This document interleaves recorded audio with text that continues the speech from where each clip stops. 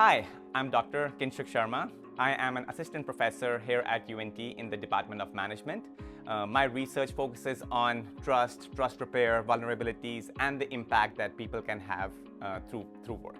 In today's world, everything that we work on is extremely complex. All the tasks that we do are very complex. And that's why, like an individual, it's very hard for an individual to do any of the tasks.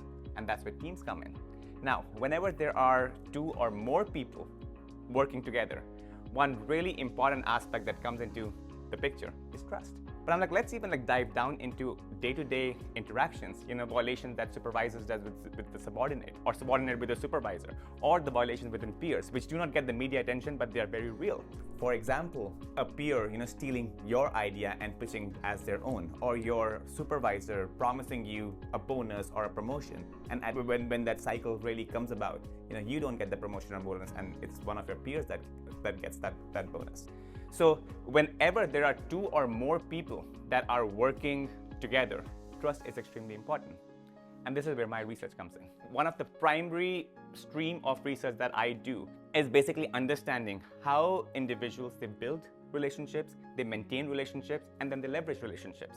Then I also study about how different perceived vulnerabilities, they change people's cognitions and emotions, and that encourages them to engage in behavior that may lead to them getting the resource, but it may be dysfunctional for the relationship, and that can have long-term negative effects. How does that process work? And then finally, once the violation occurs, can trust be repaired? I started working on a project for my dissertation that challenges the Humpty Dumpty hypothesis, which says that once trust is broken, it cannot be repaired. What we found was extremely interesting. We found that even after integrity-based violation, which is the worst kind of the violations, complete trust repair is possible. Now, would that be straightforward? Would that be easy? Absolutely not. There are certain conditions that need to be met. It might even take some time for trust to be repaired, but can complete trust be repaired? Absolutely. And then this whole aspect about the repair part is where my optimism really kicked in. It's like, there are all these negative stories that we are hearing, all these where there's lack of trust that we are reading about.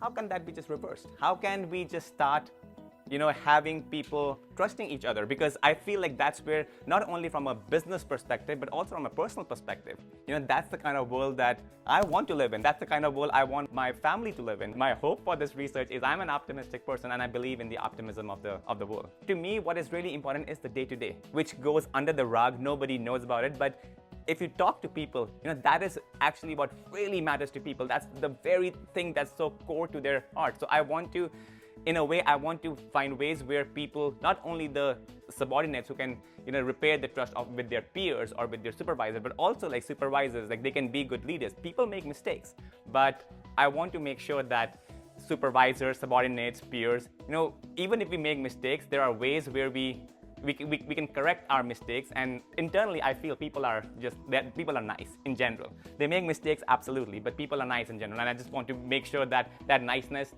it comes out even after mistakes are made. I love every bit of the research that I do now.